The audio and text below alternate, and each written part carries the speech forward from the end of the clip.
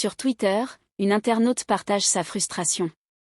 Ça fait mal quand tu as un problème de 50 000 et ton gars ne peut pas le résoudre. Son message résonne auprès de nombreux abonnés, suscitant diverses réactions. Certains compatissent, d'autres critiquent son point de vue. Mais parmi les réponses, une attire particulièrement l'attention, celle de Imra, connue pour son franc-parler et son vécu inspirant. Imra réplique avec une pointe d'exaspération. Fallait pas Twitter. C'est révoltant pour un garçon, tu vas voir. Je suis sûre que ce gars deviendra riche. J'ai vécu ça. Son message, bien que bref, laisse entrevoir une réalité souvent sous-estimée. L'éveil douloureux d'un homme face à l'impuissance financière. Derrière ces quelques mots, Imra met en lumière un phénomène courant mais rarement évoqué avec sincérité, l'impact psychologique de la précarité financière sur les hommes.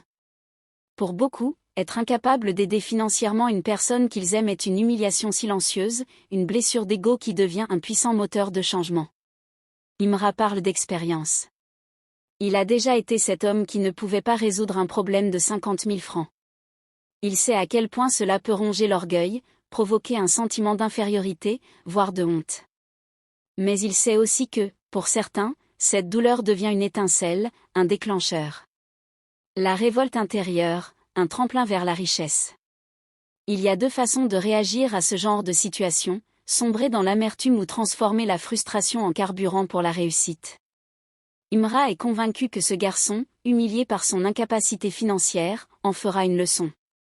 Peut-être qu'aujourd'hui, il ne peut pas l'aider, mais demain, il s'assurera de ne plus jamais être dans cette position. Son tweet sous-entend un message clé. Parfois, l'humiliation est le début d'une ascension.